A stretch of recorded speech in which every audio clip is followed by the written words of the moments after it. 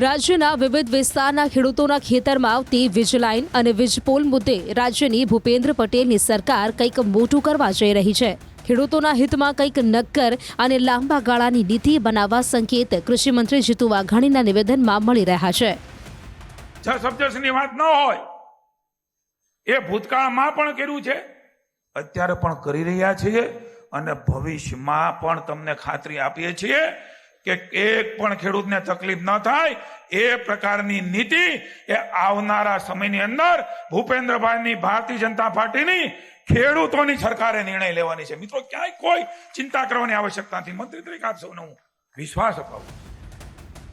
કૃષિમંત્રીના નિવેદન પરથી એવા સંકેતો મળી રહ્યા છે કે ખેડૂતોની ભવિષ્યમાં પણ કોઈ તકલીફ ન પડે તે પ્રકારની નીતિ પર કામ થઈ રહ્યું છે। ખેડૂતોના ખેતરમાંથી જે વીજ લાઇન પસાર થઈ રહી છે અથવા તો વીજ પોલ આવી રહ્યા છે તેમાં ખેડૂતોનો પ્રશ્ન વળતરને લઈને છે। કૃષિમંત્રીએ ખાતરી આપી છે કે સરકાર આ મામલે સતત ચિંતા કરી રહી છે।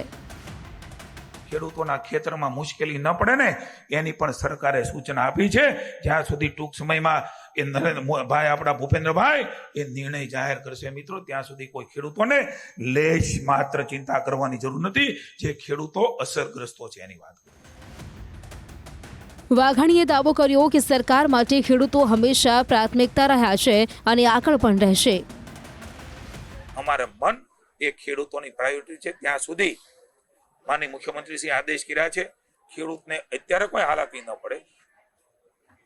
જ્યાં પણ ખેડૂતને મુશ્કેલી છે કેટલાક એરિયામાં એ એરિયા સ્પેસિફિક તાત્કાલિક કોઈ મુશ્કેલી ન પડે એની સૂચનાઓ પણ આપી છે અને ભવિષ્યમાં એ પ્લાનિંગના આયોજન સાથે રાજ્યની સરકાર એમાં આગળ વધવા માંગે છે। ખેડૂતોને પુનઃ વિનંતી છે, આપે હંમેશા એ ખેડૂત લગતી હિતલક્ષી કેન્દ્રની અને રાજ્યની સરકારને આશીર્વાદ આપ્યા છે। તમારા થકી અમારી સરકાર છે, તમારા થકી વિકાસ છે, ત્યારે અમારા મન તમામ સમાજ તમામ વર્ગ ખેડૂત એ અમારા માટે પુનઃ કહું છે પ્રાયોરિટી છે। એના પરિણામો પણ આપ્યા છે અને ભવિષ્યમાં પણ એ પરિણામો આપીને ખેડૂતના પડખે સરકાર છે। કોઈ પણના વાદ વિવાદ સંવાદથી હંમેશા પ્રશ્નો ઉકેલાતા હોય છે અને અમે ખેડૂતો સાથે ખેડૂતોની મુશ્કેલી સાથે કાયમ સમજીને સાથે રહ્યા છીએ અને રહેવાના છીએ। ગોંડલમાં આયોજિત પ્રાકૃતિક ખેતી કાર્યશાળામાં વાઘાણીએ આ ખાતરી આપી। આ કાર્યક્રમમાં પહોંચેલા ખેડૂતો અને કાર્યકરોએ પણ વિશ્વાસ વ્યક્ત કર્યો કે સરકાર ખેડૂતોના હિતમાં ટૂંક સમયમાં જ નિર્ણય કરશે। એવું લાગે છે કે જીતુભાઈ કરી આપશે, સરકાર એની સાથે રહેશે અને બધું મેળે કરી આપશે। છે તો ખરા થોડો અને વધારે છે એ થોડુંક એમ માનો કે એ બધા ભાડા નાન તે બધું એવું છે, પણ બીજું જે ખેડૂતને જે આપવા માંગતા પણ એનું સોલ્યુશન આપશે। ચોક્કસથી અહીંયા અન્ય ખેડૂતો છે, આપણે એમની સાથે પણ વાત કરીશું। કાકા, ક્યાં ગામથી આવો છો તમે? વાડોદર, ધોરેજ તાલુકાનો વાડોદર।